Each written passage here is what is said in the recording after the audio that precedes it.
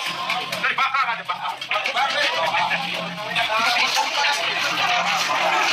Kasih kawan moral. Umat ada luar.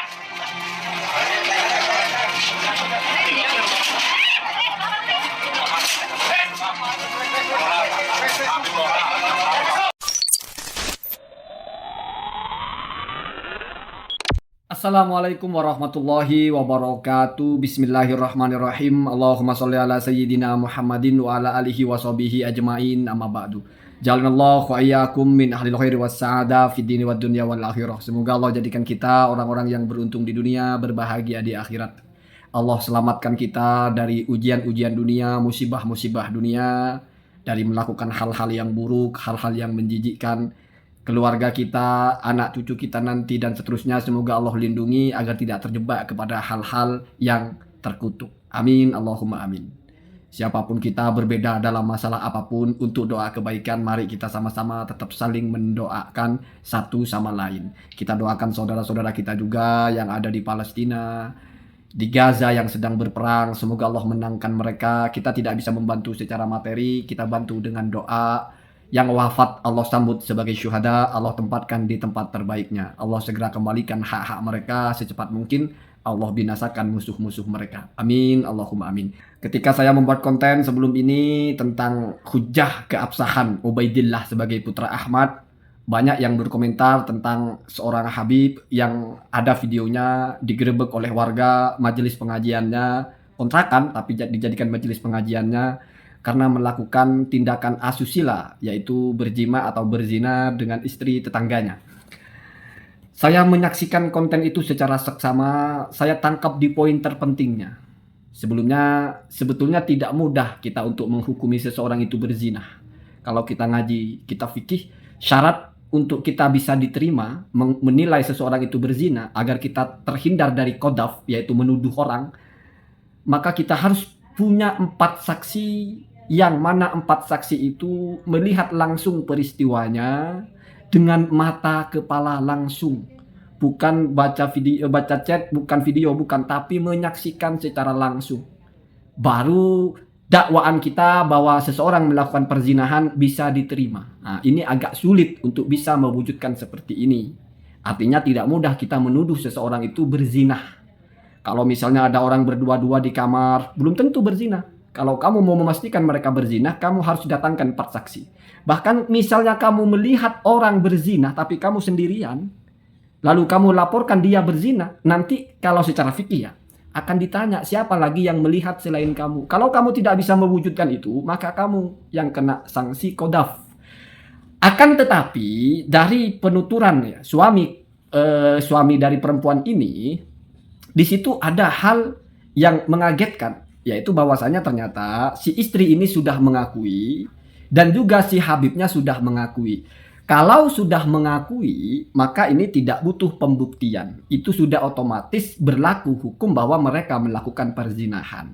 Jadi ingat, dalam fikih itu, ya biar sekalian kita bicara tentang peristiwa yang menjijikkan ini, tapi kita juga bicara masalah ilmunya juga. Dalam fikih itu, al-iqraru ra'su kulli bayyinatin atau ra'sul bayyinah. Yang namanya pengakuan itu sudah bukti tertinggi. Artinya seseorang terlepas dia melakukan atau tidak, kalau dia sudah menyatakan saya berzina, maka sudah otomatis dia statusnya berzina. Tidak perlu lagi ada bukti, tidak perlu lagi ada saksi. Kenapa begitu? Karena orang yang berakal tidak akan mungkin berbohong dalam masalah ini. Orang itu biasanya berbohong untuk menyelamatkan diri. Ini kok berbohong untuk mencelakakan diri, itu logika fikihnya. Kalau pelakunya sudah bersaksi, sudah mengakui, maka itu sudah tidak butuh saksi lagi. Artinya sudah fix. Ya. Seandainya diterapkan hukum Islam itu agak menyakitkan ya. Itu kalau sudah bersuami dan beristri itu hukumannya dirajam sampai mati, dilempari batu. Ditanam tubuhnya separuh terus dilempari batu. Begitu ya, begitu. Jadi ada hal-hal yang memang mungkin kamu pikir nggak logis, nggak ada buktinya kok bisa terjadi. Kalau mengakui otomatis. Bahkan ada kasus misalnya perempuan mengaku berzina dengan seorang laki-laki. Tetapi si laki-laki tidak mengakui, maka si perempuan berlaku dia hukum berzina, tapi laki-lakinya tidak. Kecuali si perempuan ini punya bukti atau ada saksi, 4 saksi tadi itu. Jadi siapa yang mengaku dia yang berlaku. Ya. Kalau misalnya perempuan ini mengatakan saya berzina dengan si fulan itu berzina dengan saya, Maka si perempuan ini harus membuktikan ada 4 saksi yang menyaksikan perzinahan itu. Kalau tidak, maka dirinya kena hukuman sebagai pelaku zina karena mengaku. Kedua, dia kena hukuman lagi, yaitu hukuman menuduh orang berzina tanpa ada bukti. Jadi ketat sekali masalah perzinahannya. Cuma kalau sudah mengaku sekali lagi, apalagi dua belah pihak sudah mengaku, ya selesai persoalan. Berarti memang sudah melakukan, dianggapnya seperti itu. Terlepas sebetulnya bagaimana, yang jelas tadi itu. Tidak mungkin ada orang mengakui sesuatu yang dia tidak lakukan apabila hal ini merugikan dirinya. Itulah disebut dengan ikrar. Jadi kalau ikrar itu ala, merugikan. Apa bedanya mengaku dengan mengaku-ngaku? Nah, kalau mengaku-ngaku itu namanya iddia, klaim. Nah, itu malah butuh bukti. Jadi dalam fikih itu ada namanya iddia, mengklaim. Kalau bahasa kita mengaku-ngaku. Ada istilah ikrar, mengakui. Nah, kalau ikrar itu mesti ala, merugikan diri. Kalau iddia mesti untuk dirinya. Saya punya ini, saya punya itu namanya mengaku-ngaku, maka butuh bukti. Tapi kalau saya membunuh, saya mencuri, saya berzina, itu sudah ikrar namanya, tidak butuh bukti, sudah otomatis terjadi. Nah, ada mungkin yang bertanya-tanya, kalau begitu, mana mungkin Ubaidillah itu putra Ahmad? Mana mungkin keturunan Rasulullah kok bejat? Ini miris sekali kalau sampai ada orang yang berpikir begini.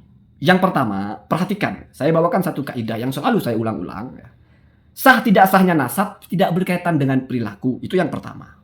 Yang kedua, orang yang nasabnya sahih pun tidak mungkin melakukan kefasikan. Ini ucapan ulama. Ucapan ulama fikih. Bahkan ulama fikih di grade tertinggi di kalangan mutaakhirin, yaitu Imam Ibnu Hajar Al-Haythami. La yalzamu minasy-syarfi adamul fiski. Kamu walaupun seorang syarif, kita tidak bicara balawi siapapun, tidak mungkin melakukan dosa besar. Artinya kalau kamu mengkait-kaitkan ini dengan keabsahan nasab, apalagi yang kamu tembak Ubaidillah, kecuali kalau yang berzinanya Ubaidillah mungkin masih relevan pikiran kamu itu. Tetapi yang pertama yang berzina bukan Ubaidillah. Nah, yang kedua, memastikan Habib itu adalah benar-benar keturunan Ubaidillah bagaimana? Kenapa ini kamu yakini sekali bersambung dengan Ubaidillah, lalu Ubaidillahnya yang kamu anggap bukan putra Ahmad? Ini yang saya kira tidak masuk akal cara berpikirnya. Ubaidillah ke Rasul itu hanya ada 11 jarak. Sementara Habib yang sekarang ke Ubaidillah mungkin sekitar 30-an. Jadi kalau kamu memaksa sekali, nggak mungkin lah kalau Habib itu melakukan keburukan, kalau melakukan perzinahan kayaknya nggak mungkin keturunan Rasulullah. Misalnya kamu memaksa begitu, tetap ada pertanyaan lapis kedua. Oke, orang itu kamu tidak yakin dia keturunan Rasulullah. Lalu apa kaitannya? Apakah otomatis Ubaidillah bukan putra Ahmad? Seolah-olah kamu tahu pasti kalau Habib itu mesti jalurnya benar nasabnya ke Ubaidillah. Siapa tahu orang ini ada masalah dalam nasab dia. Ini namanya fair. Orang 1000 tahun yang lalu kamu nafikan nasabnya karena melihat keturunan yang ke-30-nya seperti itu. Sementara kamu memastikan ke-30 ke atas, bagaimana caranya? Kenapa kamu yakin sekali kalau ini tersambung ke Ubaidillah sementara Ubaidillah ke atas kamu tidak yakin? Padahal penghujaan secara ilmiah yang mengatakan Ubaidillah tersambung itu ulama-ulama nasab. Sementara yang mengatakan Habib ini tersambung ke Ubaidillah siapa? Ya mesti kan lebih rendah nilai hujahnya daripada Ubaidillah kepada Rasul. Ini saya ajak kita berpikir sehat. Walaupun kalau prinsip saya ikuti Ibnu Hajar. Tidak bisa kita menilai nasab seseorang itu dengan perilakunya. Al-aqu la yuhrimu al-miras. Bapaknya orang baik, tiba-tiba anaknya bejat. Tidak, lalu dia bukan anaknya. Secara nasab tetap. Kalaupun terputus dari secara perilaku, sebagaimana Kan'an dianggap terputus dengan Nabi Nuh, itu bukan nasab. Tetapi ya karena bejat maka tidak dianggap sebagai anak dia, terlepas dari keluarganya, itu pun karena sudah keluar akidahnya ya. Allahumma hadina ahdas sabil. Semoga kita terhindar dari hal-hal seburuk itu. Assalamualaikum warahmatullahi wabarakatuh.